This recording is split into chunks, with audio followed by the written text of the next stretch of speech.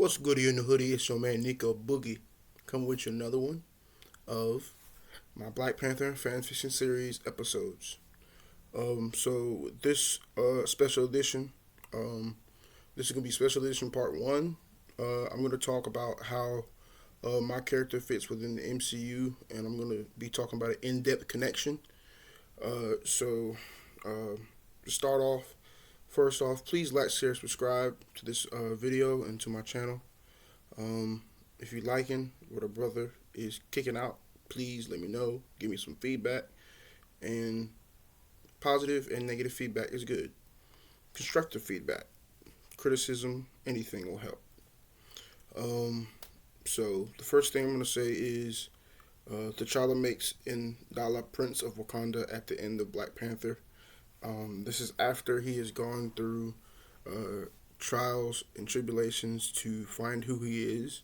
And once he has done the rite of passage that I mentioned in my previous videos, he does that initially, and afterwards, T'Challa, who already knew who he was on the inside and how he literally saw himself, saw a younger self in him, and when he initially did that, he basically brought him into Wakanda to become a part of the royal family who he rightfully is a part of. Okay, and so after that, when he initially comes into Wakanda, he is assigned by T'Challa to study vibranium with Shuri, and Shuri, who does her homework a little bit before he comes to Wakanda, finds out that he, like I said, has done similar things, made similar choices with adamantium, and the technological advancement of a country that is thought to be third world country. And so when he does that, he starts to see the value of the resources that Wakanda has. Um, Next is Shuri and N'Dala become best friends, and the way of that happening is through them working together. And when they do that, they create a bond that is significant to the storyline. Um, Halfway through, I guess I would say the first period of them working together, uh, N'Dala begins to create his own suit, and T'Challa finds out about it, and he comes to help him because he knows at some point he's going to have to take on the mantle of Black Panther, and he does that very soon. Um, so let's see here.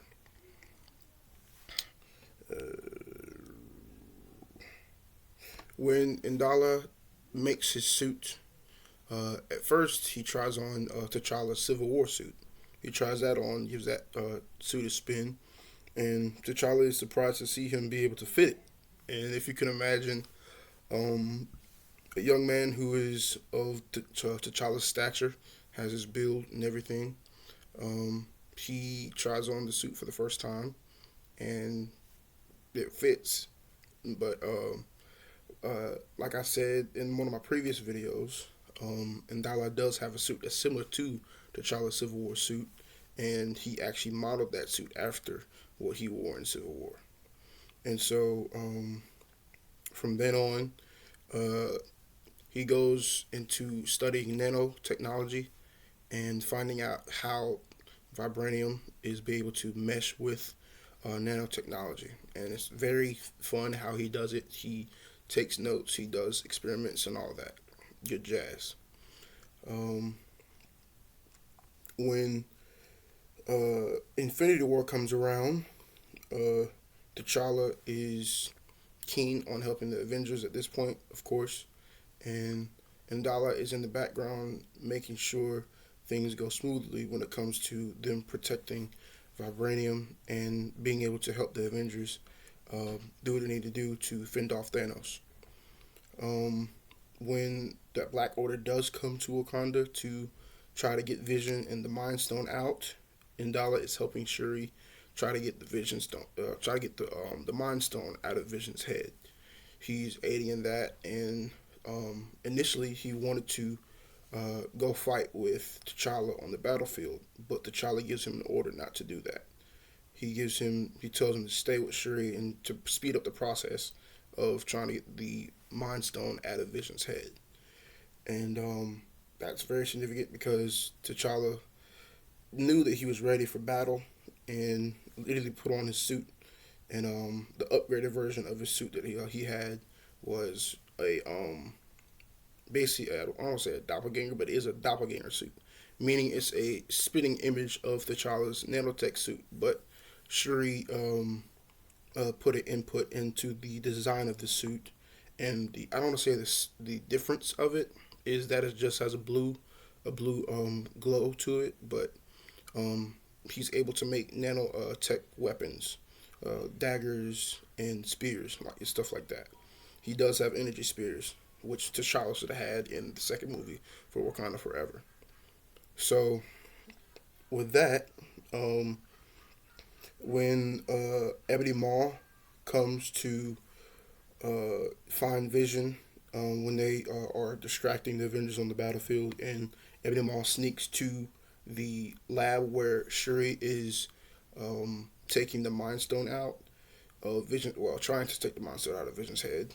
Indala is fighting Ebony Maw, but he gets knocked out initially, but he gets back up and goes after Ebony Maw when the Vision is trying to uh, basically protect Shuri. He keeps he well saves Shuri from being, I guess, impaled by Ebony Maw, because we all know that scene where Ebony Maw was about to make the striking blow, but Vision came and tackled him outside of the lab, and so Indala follows Ebony Maw, the battle between Ebony Maw and Vision, down to where the battlefield is underneath. I don't say it's not the Great Mound. Actually, no, it is the Great Mound because that's where Shuri's laboratory is. So that's how he um, follows on into that whole battle, and at some point, well, not at some point, but at one point, he is able to come across the Outriders, and the Outriders, of course, are Thanos' army, and he fights them off along with the Avengers. Okoye sees him battling the Outriders, and she takes initiative to help him in fighting the Outriders. Um, Next on the list, excuse me, um, we have, let's see. After Thanos snaps half of existence,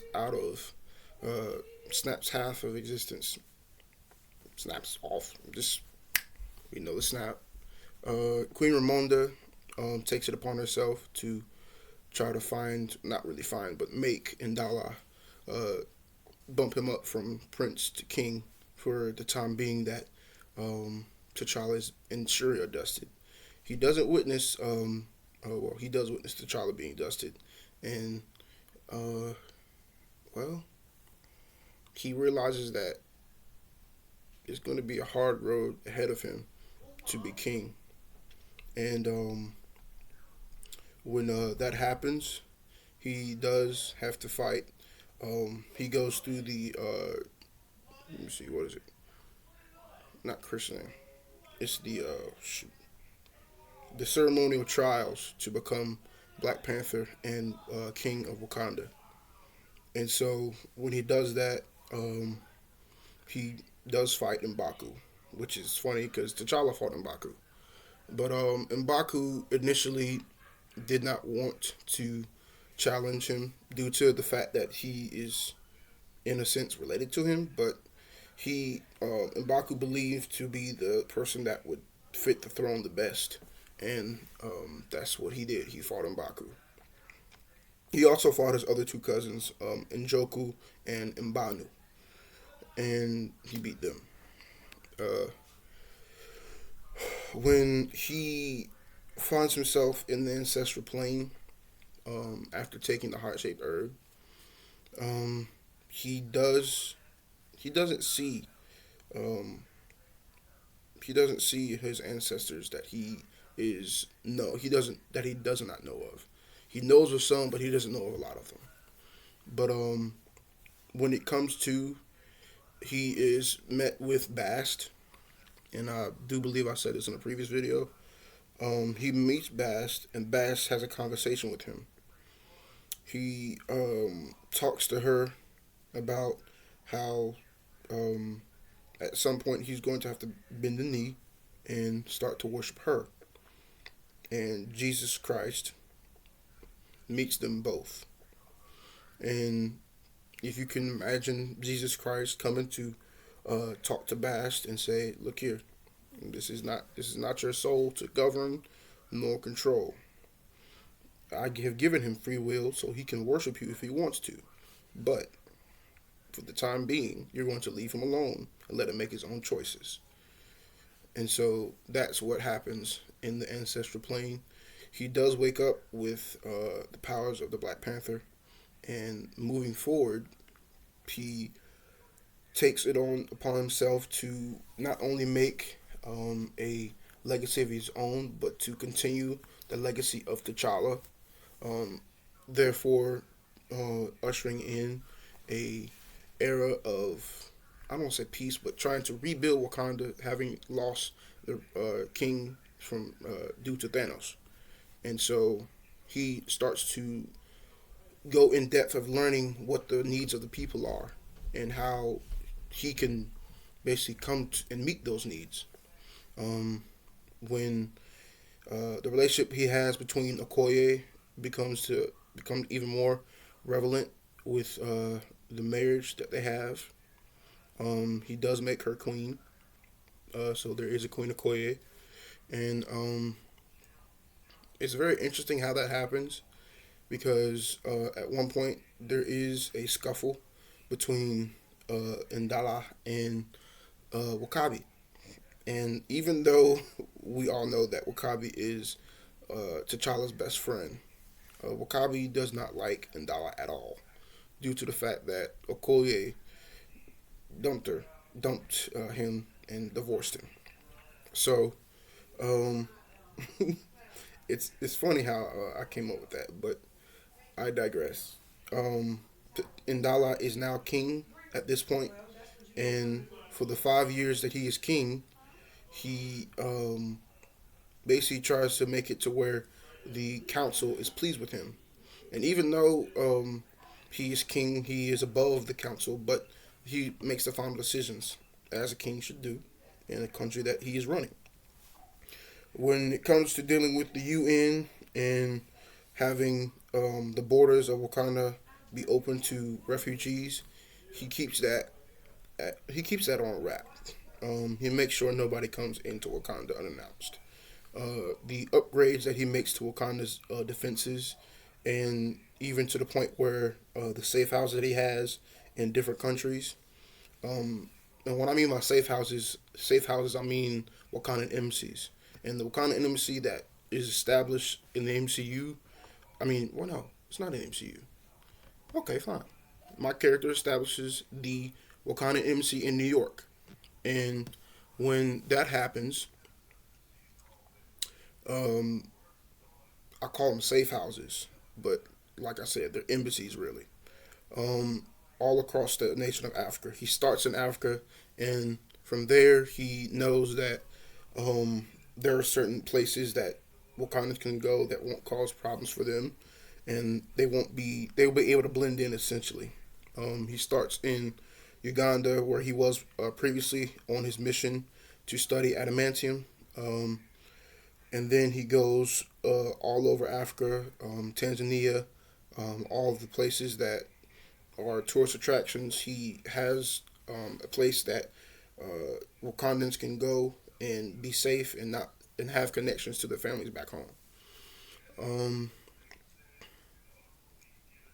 at one point in Dala's adventures as king, he comes across the cult that believed that Njadaka was going to come back and take over the throne. Apparently, um, he starts having visions that Killmonger is resurrected somehow, and this is a story from a comic book. If you guys can put little pieces together, where Killmonger is resurrected, and he basically goes after T'Challa, but in this case, um, he doesn't get resurrected, but he stops the cult and breaks up the cult that is looking for the remains of Killmonger, and he puts it into it because he does read he knows the history via Okoye and all of the other council members that stood idly by and let Killmonger take the throne. Because, like Queen Ronda said in Wakanda Forever, you all sat and supported Killmonger while Wakabi, who was the one who stood by Killmonger's side and supported him in the mission to take over the world, and you guys basically let it happen. You didn't contest it at all. You just let it be, even though you guys knew little to nothing about who he really was. And along that note, I'm not gonna end this video yet, but I will say this. I think I said this in my previous video. I don't know, but throughout my character's history and his conception, T'Challa is the main. Even though Indala is the main character in this story, T'Challa is the stepping stone, the building block for my character for Indala's journey. He is essential, and if my character is to be picked up by Marvel, you must recast T'Challa. It's no ifs, ands, or buts. You must recast T'Challa because this is a mentor mentee situation. There's no separation by subtraction, none of that. I mean, not replacement by subtraction. It's none of that. It's a story of basically big brother, little brother, and big brother T'Challa is mentoring little brother N'Dala. And so, um, with that being said, um, thank y'all, and I do have more coming. I am adamant about this project. I love it, and it's a passion project for me. If you guys have questions, comments, concerns, please hit me up on my Discord, on Snapchat, or Instagram, or anywhere you guys can find me. Love y'all. I'll see you on the next one, and Wakanda forever.